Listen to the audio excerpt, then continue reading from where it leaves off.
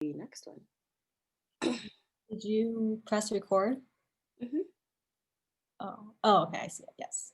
Oops. Oh my goodness. I haven't done this in a bit, so there we go. There we are. Okay, so we are presenting from the Northern Arizona College Resource Center, also known as the NACRC.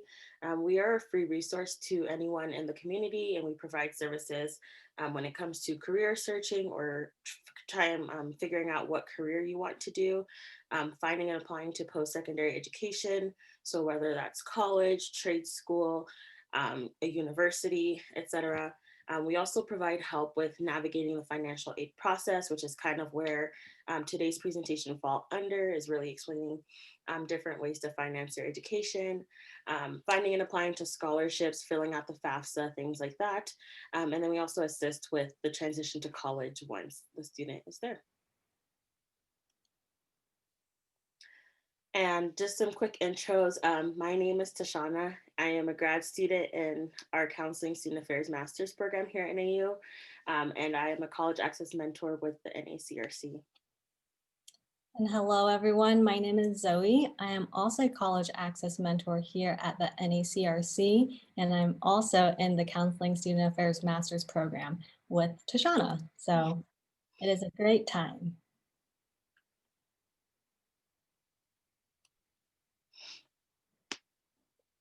And so we're going to jump into just a brief little introduction of financial aid.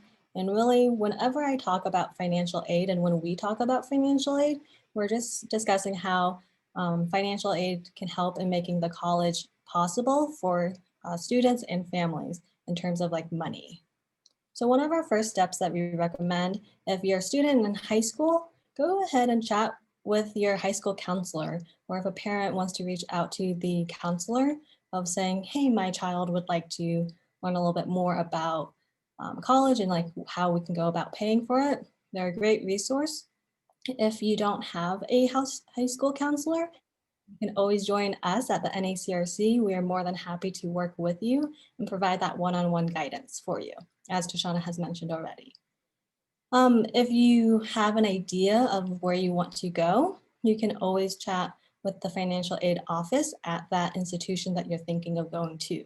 And when I say institution, I mean it could be a trade school that you're looking into, any like certificate programs, community college, or a university or college. And so a lot of that then requires you to do some research that might be on your own independently or with some friends or family members. But really, you're starting to get that basic search of like, what does that look like? Or how can I get that going and afford? Can definitely help with that. So that's just some first steps to do. More specifically during high school, a few things that we would recommend you considering and thinking about is keeping a high GPA score, high GPA. And we say that because a lot of scholarships will depend on being able to maybe get a scholarship just because you have had good grades. And also it helps with the admission process. Additionally, when we chat about practicing for the ACT, SAT scores, those are admission tests that you can take, and many colleges might require that in order to get into their school. And when we talk about determining a good SAT or ACT score, we suggest looking at some scholarships and the general idea of like what score you would need to get that scholarship.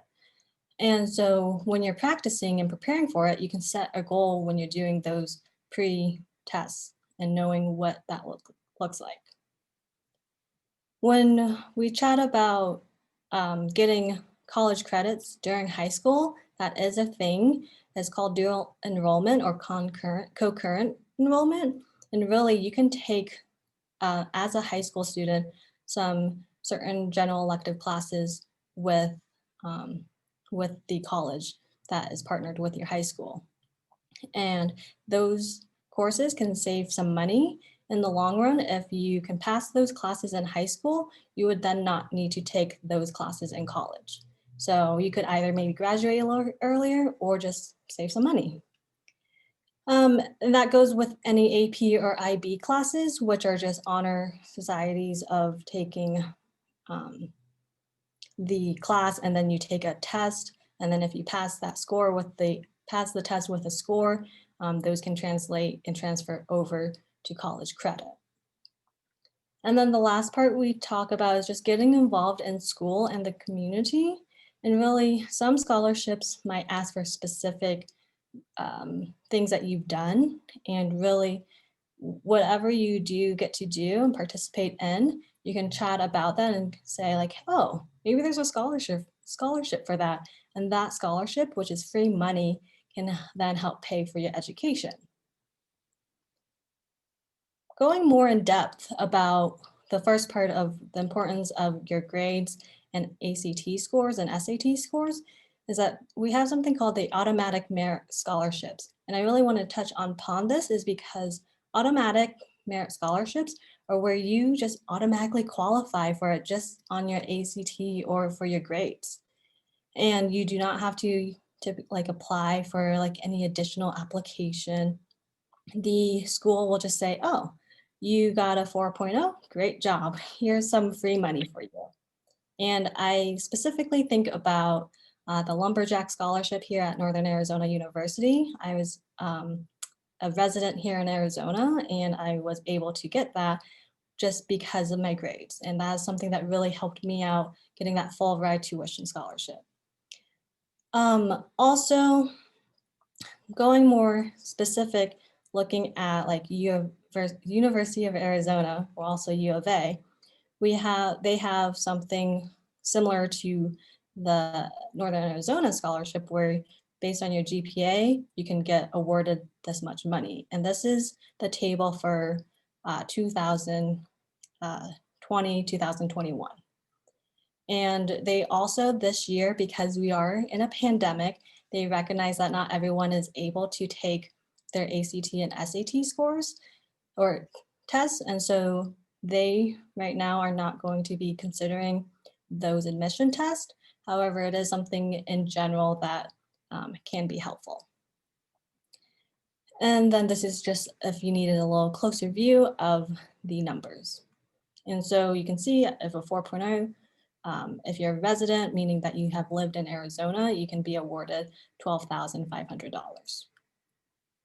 And then this is similar for Colorado State University, and this is the example with their SAT and ACT score. If you get this number of an ACT score then and have this type of GPA, then you can be awarded this $5,000. And this was for non-residents for 2019, 2020. So essentially, what I'm saying is that your GPA and or your test scores can matter when it comes to paying for your college. And then the next part is just talking about the terminology of college and a lot of the words that I will probably be using. So tuition. Tuition is the cost of your classes and is usually charged per credit. And so tuition itself is just how much money your classes would be. In terms of fees, fees are the additional costs associated with enrolling in a college or university. And this could be your activities fee, the recreation fee, a technology fee, transportation fee. These are things in addition to your tuition. So when we talk about how much a college could cost, sometimes the college will just put out to the website their sticker price. And this is the total yearly cost of attending a specific institution as they advertise it before financial aid is factored in. And so you might see the sticker price and go, oh geez, that's really expensive. I'm not sure if I can really afford that. Well, hold up. We have something called net price, which is the cost that you will actually pay considering your financial aid. And so the net price is basically your sticker price or like cost of attendance. Sometimes institutions might call it, you might hear, minus the free money, which again would be your grants, scholarships, tuition waivers, and any other gift aid that you receive for that year. Something important to note though is that the net price does not factor in loans. So loans are not free money. And then to calculate all of this, we have something called a cost calculator, and that is used to calculate the net price. So it's your sticker price minus all the free money. And you can always just Google that of how do I figure out what I would actually pay. Moving right along to this lovely graph provided by US News. This is the average tuition and fees at ranked colleges for 2020-2021. As you can see, private institutions are in general a lot more expensive, as like the sticker price of saying is $35,000, while a public in-state college would be about $10,000. I rounded up a little bit. And so these are just things to consider about when you are applying to college and like what college you want to go to in terms of, can you afford this? In terms of Arizona, this is last year's tuition cost for these three institutions. Grand Canyon University is a private school, and therefore their sticker price is for a Arizona resident would be $17,000. While at Arizona State University, which is a public four-year institution, that is about $11,000. And then Mesa Community College, which is in Phoenix, well, it's in Mesa technically, but the Phoenix area is about $2,000. And something to note though, that even though your community college is significantly less expensive than your public and private schools, you can only get up to associate's degree. And so if you want a bachelor's or something, or a degree higher than a bachelor's, you would be able to attend a community college and get that price, which is a lot less expensive, and then be able to transfer over to another school that provides that bachelor's degree. So there's different ways that you can go about paying for your college. And that leads us to Tashauna, who shall talk about FAFSA. Before we go on, that was kind of a lot of intro information about financial aid, and we're going to throw a lot more information at you. So are there any current questions right now before we continue? You can drop it in the chat. I'll wait like a few seconds, or you can unmute your microphone and ask your question.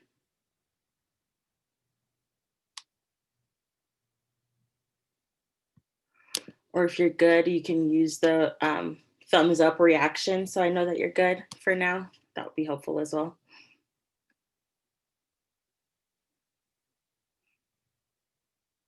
Thank you, Elliot. Thank you, Mike. Okay, cool. That's helpful. Thank you. All right. So let's start talking about the FAFSA. So the FAFSA is a free application for federal student aid. And this is really your starting point to getting financial aid and paying for college. You never know what kind of money is out there for you. So the FAFSA is, again, it's free, so you do not have to pay to fill it out or complete it. It's a form that you submit yearly to apply for financial aid from the federal government. And then this form kind of collects your information, which I'll go into a little bit more depth later. And then they use the information that you provide them to determine what types of grants, loans, scholarships, or work study funds that you are eligible for. So Zoe, if you can click the next one, please. So this is just where you would find the FAFSA. You would just simply press start here. The website is on one of our other slides, which I'll tell you soon.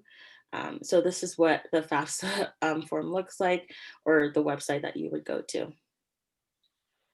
So you might be thinking, well, why should I fill out the FAFSA? If telling you that it was free was not enough, I have a few more reasons for you. So the first one, filling out the FAFSA, it allows you to make a more informed decision about attending college or trade school or whatever it is that you're doing for your post-secondary education. I want to reiterate that this is not a loan application. Some people kind of group it as such because they do provide you with options for loans, which you don't have to take anyways, but it's not a loan application. Again, it's really just your first step in this process. So thinking ahead a little bit, when you fill out the FAFSA, eventually whatever schools you list in there, they will send you sort of like a financial aid package telling you how much they're essentially giving you to attend school. And with that information, you can, like Zoe mentioned earlier, you can kind of calculate your net price of attending that university.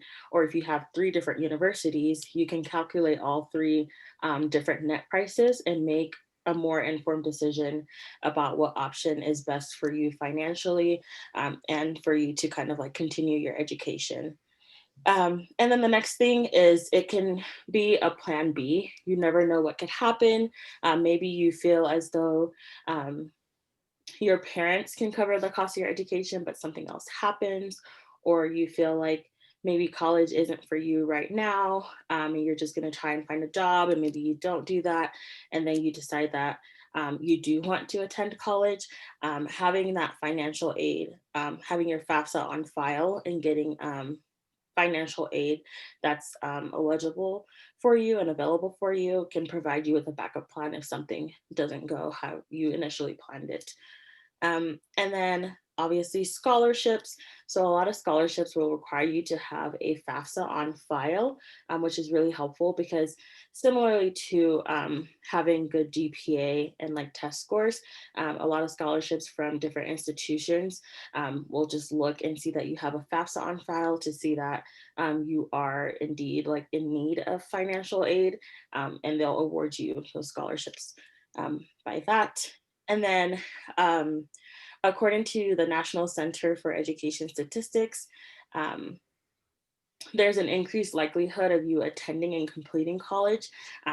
So it states that 90% of high school seniors who complete the FAFSA attend college directly from high school, which if that's something that you're planning to do, filling out the FAFSA and receiving some financial aid will kind of help you kickstart that. So you're not waiting around because you're like, oh my gosh, I don't know how I'm going to pay for this.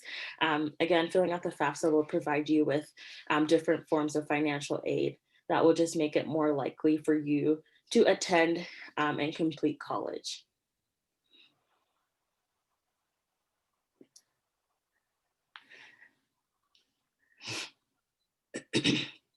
Cool. So I hope you're asking, well, where do I fill this out? Because there's so many opportunities when you fill out the FAFSA. So the website is fafsa.ed.gov. If you do a quick Google search, it typically comes up.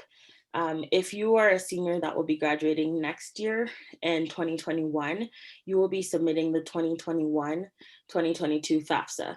So you kind of do it the year before that you would need it. So the ones that graduated this year, we're filling out this year's FAFSA. The FAFSA opened on October 1st. Every year it opens on October 1st, and you are to complete it no later than June of that year that you are planning to go to school. So if your first year of school is 2021 to 2022, the FAFSA is typically open until the June of 2022, but you'd already be in college. We highly recommend that you fill this out. You don't wait, first of all, for that long.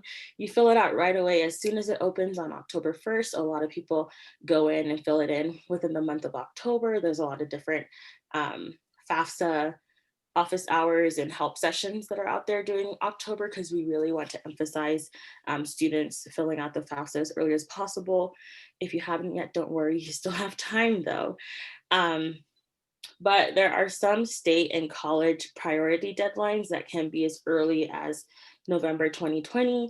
And while filling out a FAFSA isn't necessarily required for a lot of college applications, they do look at that to determine if you are eligible for any additional aid from their university. So you really, really want to get on that and fill that out so that you're in the running for financial aid because we need that. And then again, you just want to check with the financial aid administrators at your college if they have any special deadline.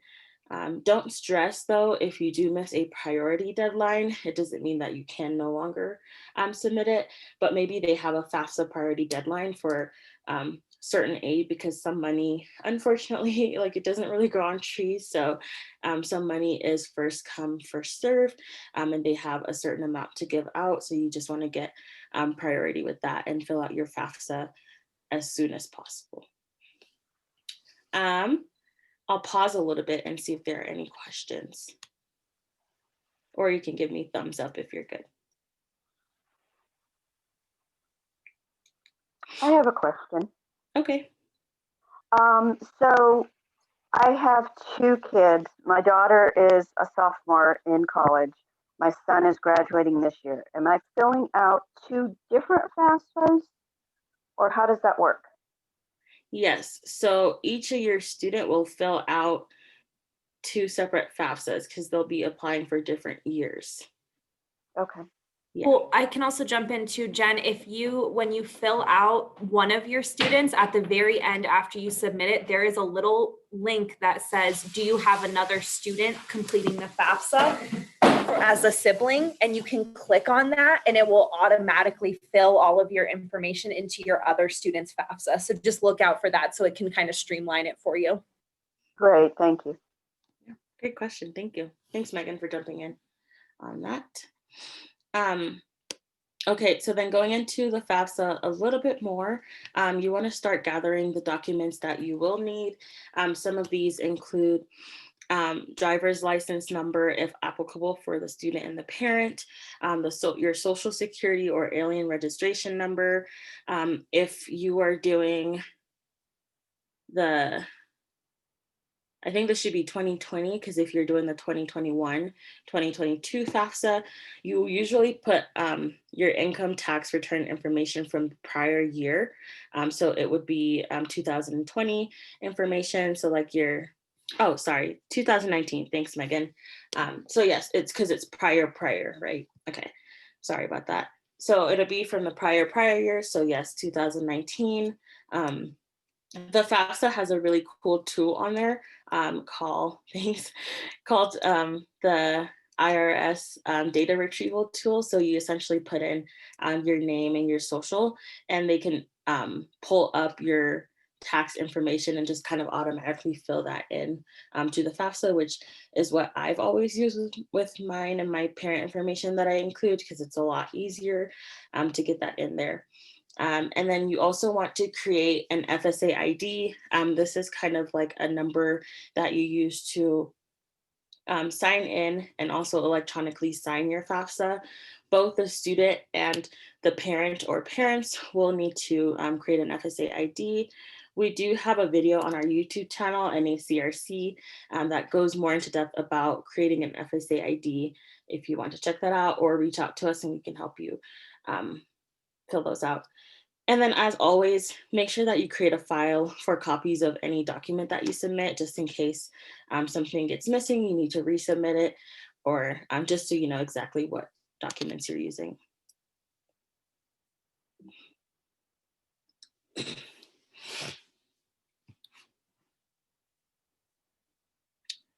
Cool. And just some more quick things about the FAFSA. So as for the student, again, you are the primary one that's filling out the FAFSA. They'll be asking for your demographic information, like your address, your social, who you are, etc., and then your school selections. So really important to consider. On the FAFSA, you are able to list up to 10 institutions that you're interested into, because then the FAFSA will send that information to them, and that's how they are able to create your financial aid award letter. You don't have to put all 10 schools. I think I did 2 or 3 when I was applying to college, because those were the schools I was interested in, so that I can get my financial aid award letter from those 2 or 3 schools and kind of compare those.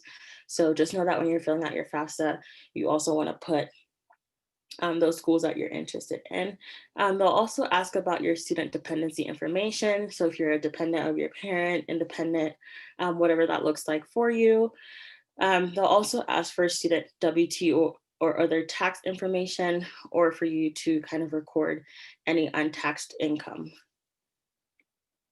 And then if you want to click, this is just a screenshot of one of the FAFSA application pages. So some things to point out, you see the little question marks on there. That's super helpful in filling out the FAFSA, because if you're like, well, I don't have an idea what this means, you hover over that question mark and it tells you exactly what it means.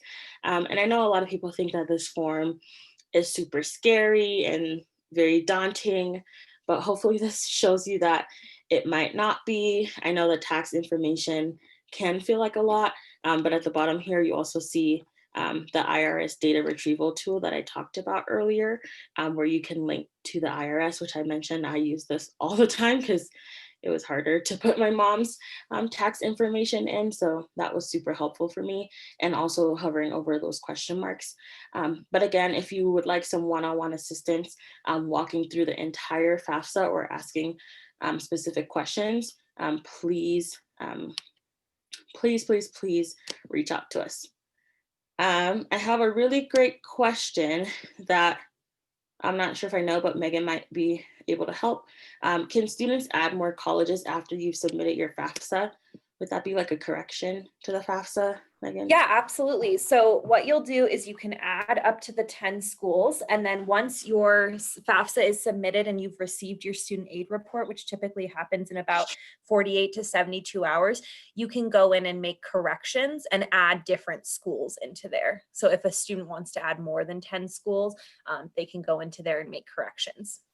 Mm-hmm. Thank you. Did that answer your question? I hope so. Cool. And then now the next little bit of the FAFSA information is your parent information. So to an extent, students are required to include parent information, and this is typically referring to your biological parent. If there's any special circumstances, this does not mean that you're not able to fill out the FAFSA. There are different ways to kind of work around that if you have a special situation. And again, we'd be happy to work with you on a one-on-one basis to figure that out. But again, it'll be your parents' tax information or untaxed income, prior year tax information, which just means like 2 years before. So for the 2021-2022 FAFSA, you'd be using the 2019 tax information. So you can click one more, please. Okay, and this graphic, which I won't necessarily go into depth too much, but this is helpful in determining what parent to put on the FAFSA, because I know, again, there might be specific situations where maybe your parents are separated and no longer live together. So then that would depend on like which parent you've lived with more in the past 12 months, or which parent has financially supported you more in the past 12 months and things like that, to determine which parent to include, or if you would include both, either way. But again, typically this is speaking of a biological or both biological parents, considering you all live together. So that's kind of like the basis, but again, there's definitely ways if you have a special circumstance. So just to wrap up, again, the FAFSA is super important. It's your first step to financial aid, and it's really crucial. Any other questions about the FAFSA right now?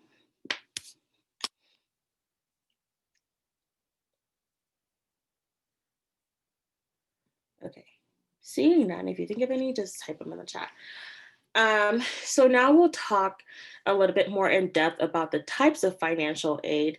And again, like I mentioned, considering you fill out the FAFSA, a lot of these types of financial aid will come from you having a FAFSA on file. That's why we talked about it first. So thinking broadly of financial aid, there are two broad topics to consider. We have need-based, which is essentially saying that your family's resources are not enough to cover the cost of your education.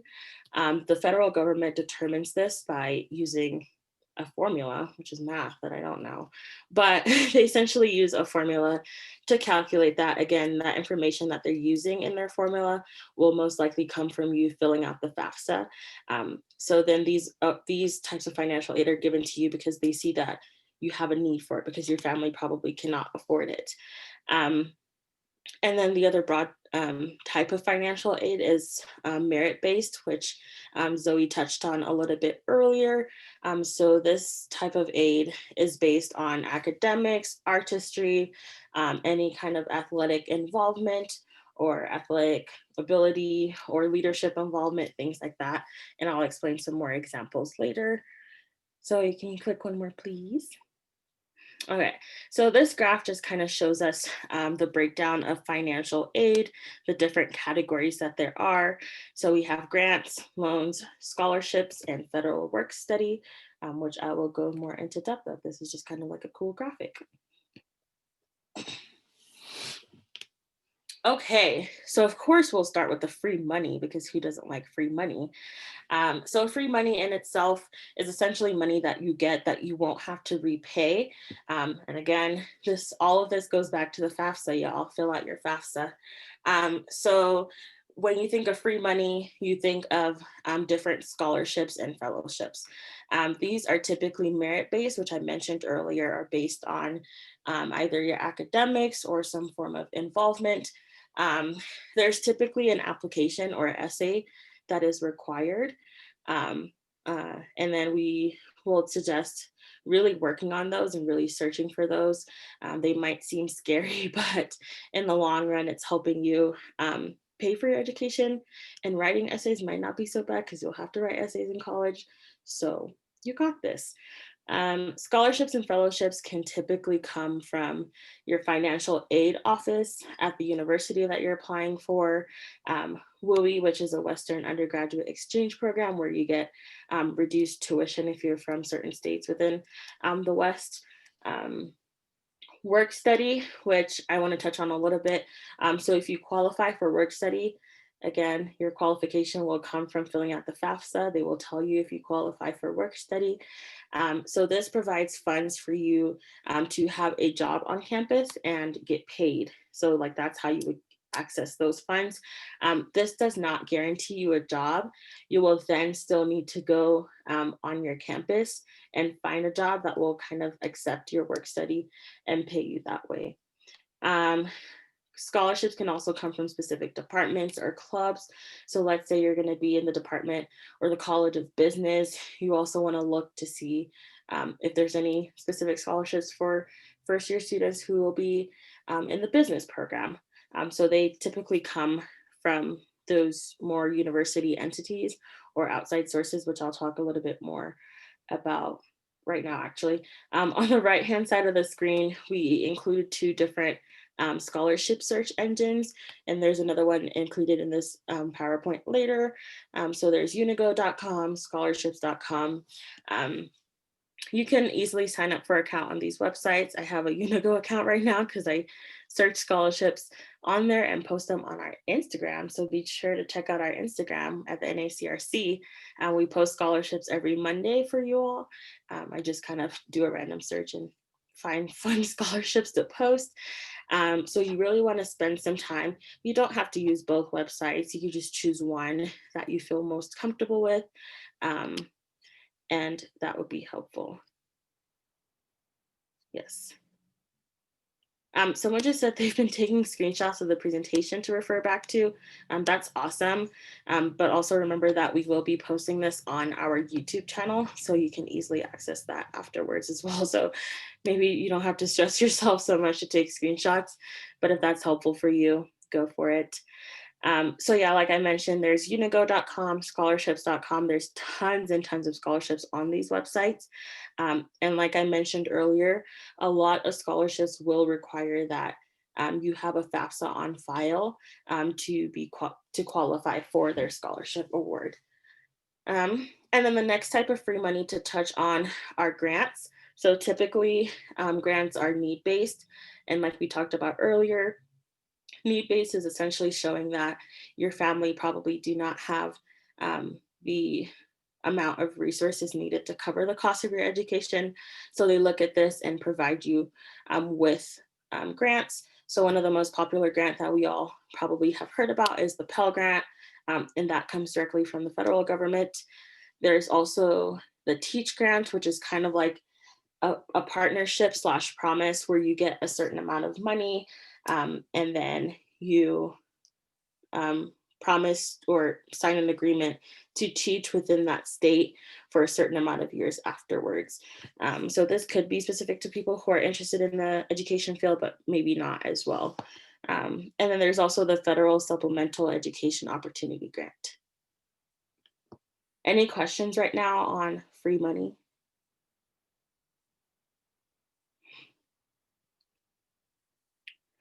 Cool. And then the not so free money. So these are loans.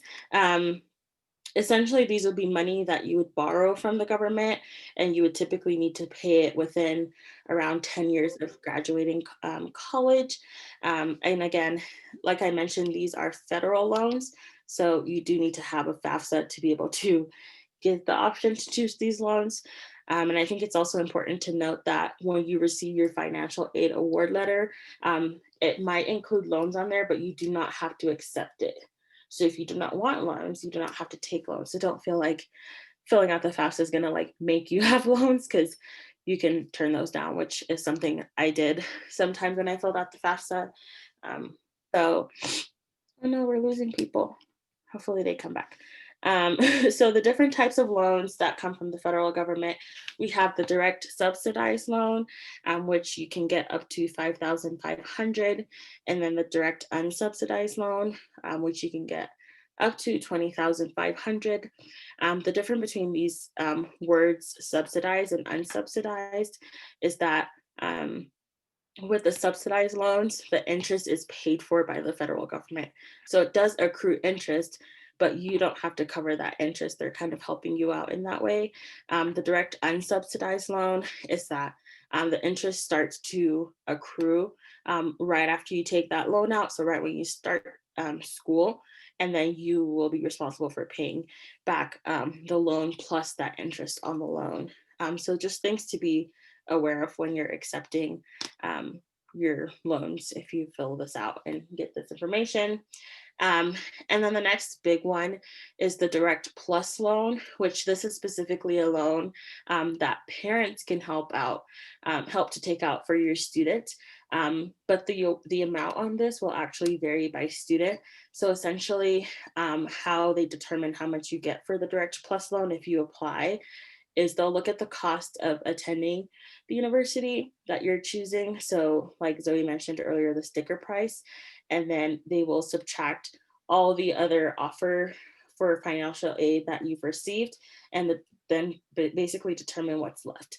So it's essentially a way that a parent can step in and help out if let's say your student already has like a certain amount of financial aid, but there's still some money left over that will need to pay, and you can't pay it out of pocket or anything like that. So parents are able to pull out a Direct Plus loan. But again, you need to fill out the FAFSA to be able to have access to these.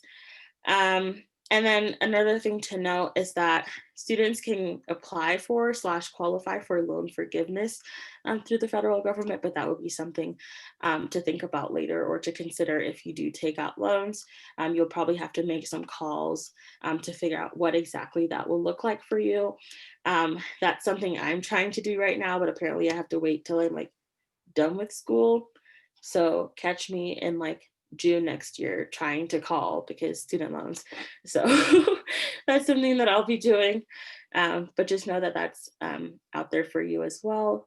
And then there's also options for private loans. So this is where you take a loan from like your private bank. So let's say you bank at Wells Fargo or another credit union. They typically offer loans, but just know that those loans are at higher interest rates. I didn't really know anything about loans and things like that. And before I got my financial aid award letter from FAFSA, I went ahead and took out a loan from Wells Fargo, and they kind of just calculated the sticker price of my tuition and was like, yeah, here's what you'll need for college.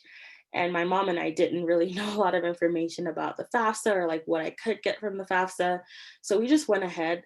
So now I have a lot of those loans. So don't be like me. We're telling you now, you can qualify for aid from the federal government. And I would highly recommend looking at that first and then seeing if you really need more. Private loans are an option for you. Any questions about the not so free money? I have a question, but not really on this. Okay. You keep saying that you guys will go through the FAFSA step by step. How do we get in touch with you to do that? Yeah, so at the end of this presentation, we'll provide you with our contact information, but I can also drop our email in the chat right now. You would just really email us or call us. Great, thank you. Is it 1803? Yes. So yeah, we have our email and our office phone number, and you can reach out to set up an appointment with one of our college access mentors at the NACRC and would help you with that. Good question, thank you. Okay, Zoe, can you go to the next, please? Okay, and then really just want to emphasize getting started sooner rather than later. You can easily start with different quick searches. Check out the foundations or any sort of community organizations within your community because they might offer different scholarships for you. Your employer or your parents' employer, the first one that comes to mind is, I feel like I've always seen advertisements at McDonald's saying like, come work for us, we'll pay for your school. So things like that. I didn't find out that my mom's job like offered a scholarship for me until after I graduated. So that kind of sucked. So be sure to look into those different opportunities because we want to make sure that you all know all the different ways to pay for your college education. So. And then this is just an example of the Arizona Community Foundation and how they have scholarship opportunities on their website. And this is another website that I kind of hinted at earlier, fastweb.com, just another website to search for scholarships, just like Unigo and scholarships.com. I used FastWeb when I was an undergrad just because I didn't know the other ones, but you know, they're all very helpful. They have thousands and thousands of scholarships. You can go ahead. And then again, different universities offer different scholarships as well. So you might want to check out their financial aid and scholarships website to see if they have any scholarships that you can apply for there. Again, sometimes they do automatically give you scholarships from seeing the information on your FAFSA, which is super helpful. And then really quickly, so I feel like we're going really long, make sure that you're avoiding student aid scams. The first thing in that is save your money. You don't need to pay for finding money for college. So if you find some sort of weird FAFSA site that tells you have to pay to fill it out, it's probably not right. The FAFSA is free. You shouldn't even have to pay to search for schools. So anything that you shouldn't be paying for anything essentially when it comes to searching for schools or searching for money to pay for school. Just like anything you do online, be sure to protect your identity to reduce the risk of identity theft or anything like that. And then be aware of student loan debt relief companies. A lot of them will kind of send out false claims saying like, oh, your student loans may qualify for complete discharge. Enrollments are first come, first serve. Typically communication with that kind of aggressive advertising are not really coming from the US Department of Education. So be sure to check out studentaid.gov/resources/scams to make sure that you're just kind of aware that those things are unfortunately out there. So you can be extra cautious. Any questions?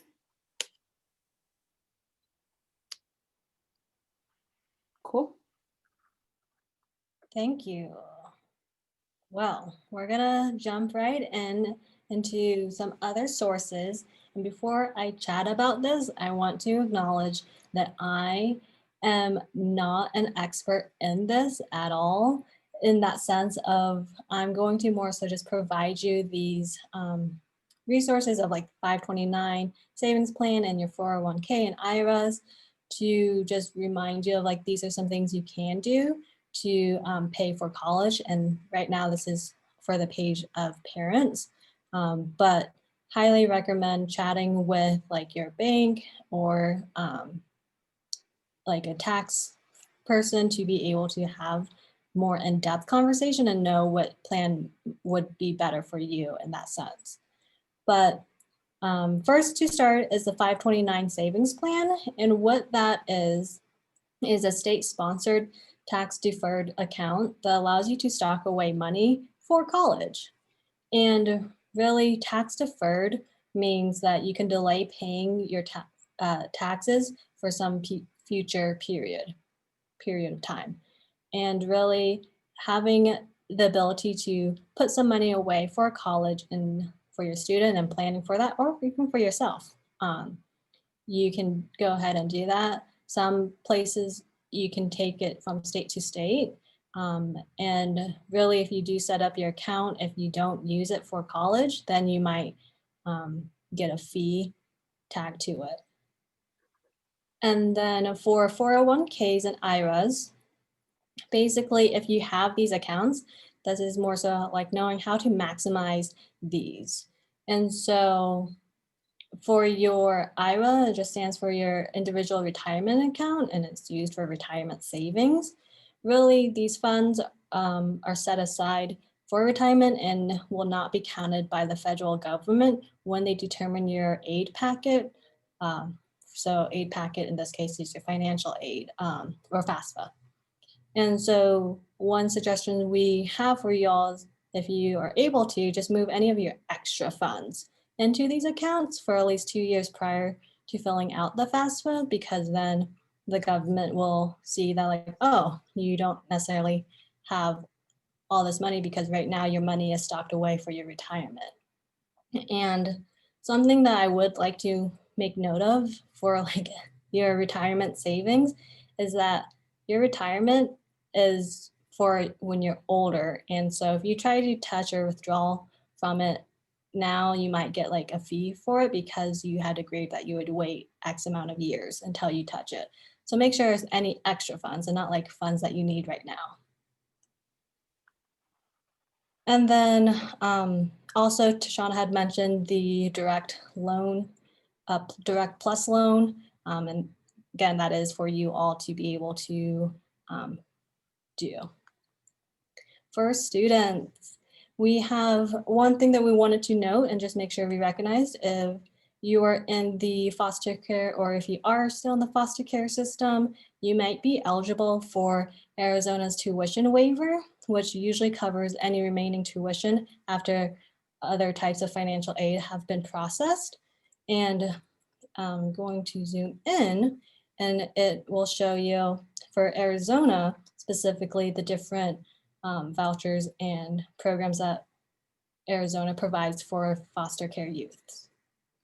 And really, I got this information from University of Washington's website, and definitely take a look if that is applicable for you. Oops. And then, there we go. Also, when we talk about, say, oh, actually I didn't read the chat. Tashauna, you chatting, okay. Perfect.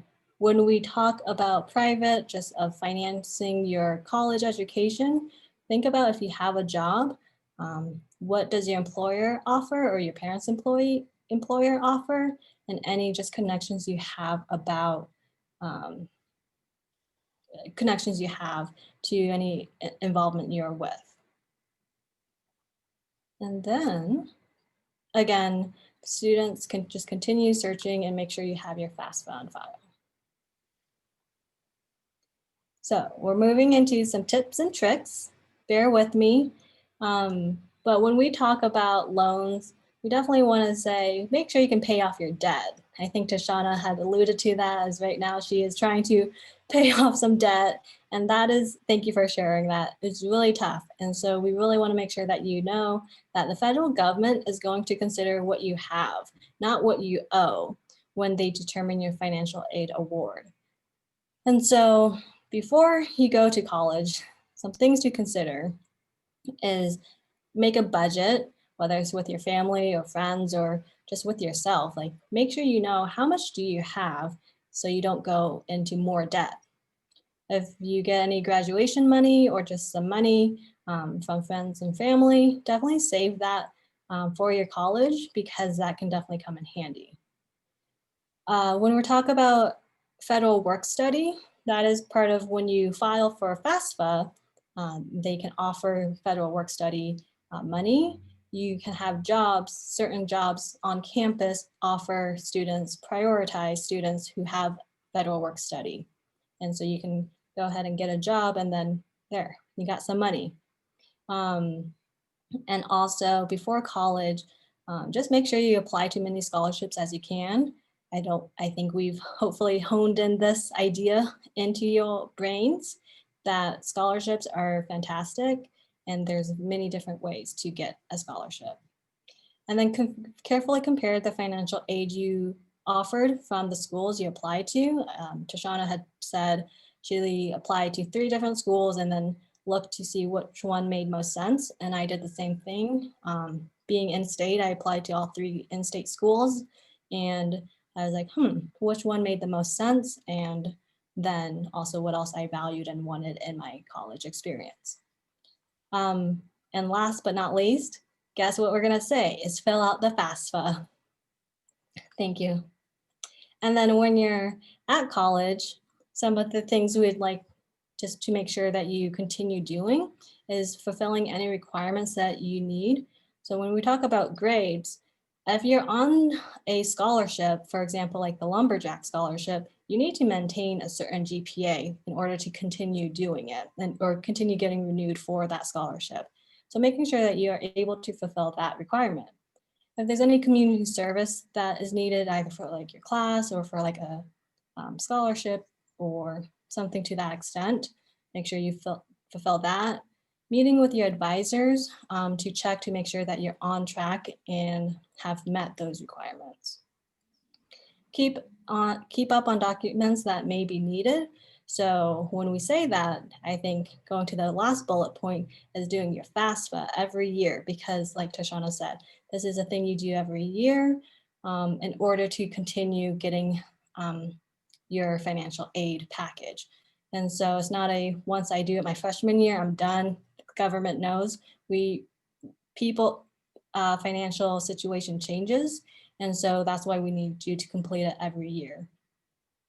And then get a part-time job or a paid internship, something to do during college. Like, that's one way to earn experience, some leadership skills, and also if you can get money for that, then that's something that can help you pay for college. Don't spend money frivolously, meaning just money doesn't grow on trees, as this presentation has alluded to. And so it might be fun to, buy something that you want from Target, but think about, do you really need 12 candles? Maybe not. Maybe just 2 candles is fine.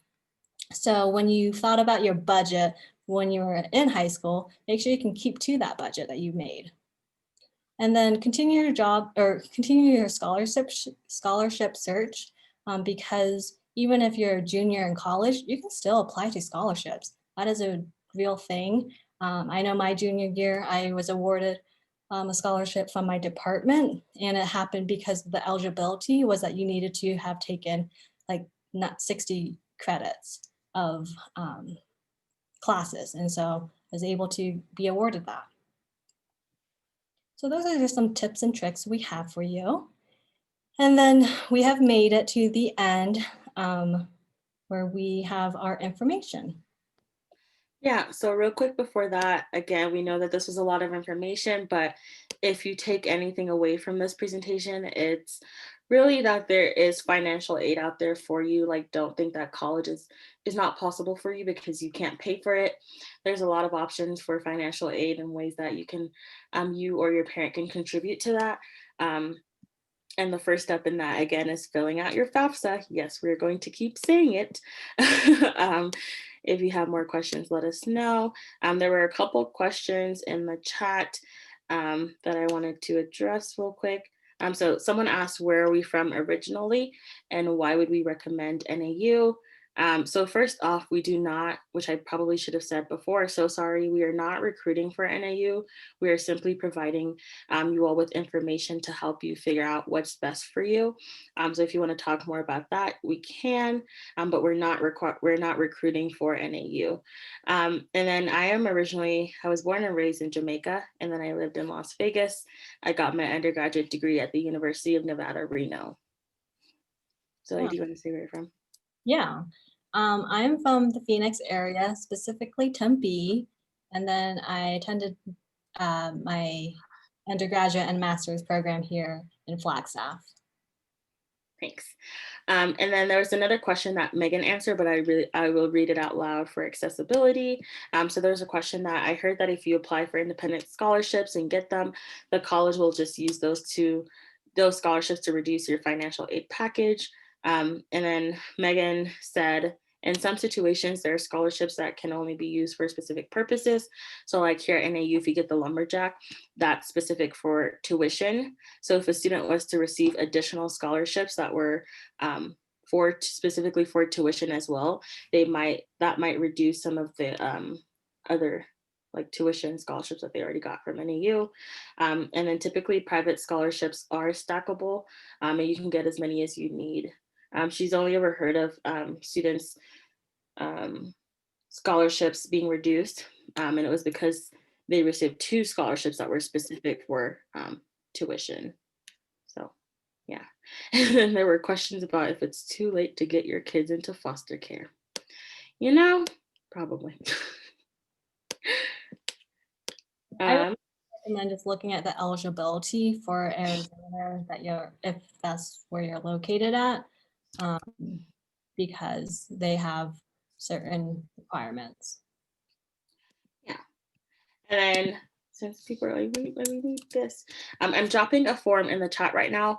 It's just a simple sign-in sheet to say that you were here.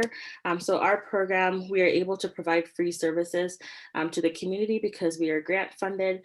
So we do need to kind of keep track and data of the people that we are reaching. So if you could please take a few minutes to fill out the form that I just dropped in the chat, we would so appreciate it. And then as you can see on the screen, our contact information is on here. Yes, we are located on the NAU campus, but again, we are not specifically recruiting for NAU or anything like that. And then you can see our social media, our email, and our phone number.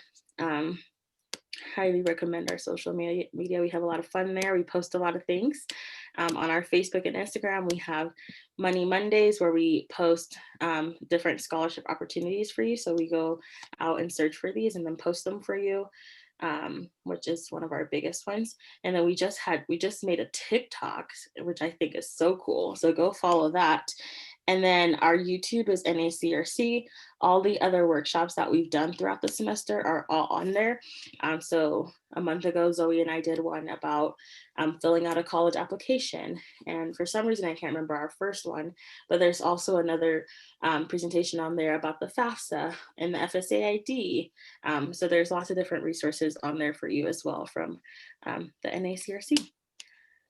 So thank you all for being here. Thanks for taking the time to fill out that form. Does anyone have any other questions that we can answer for you now that we're at the end? Yeah, I do. So my daughter got some graduation gifts over the summer. She put them into her bank account, and when she filled out the FAFSA this October, it reduced her Pell Grant because she had money in the bank, I believe. And so should she have put that into her 529 instead, or because I don't want to make the same mistake again?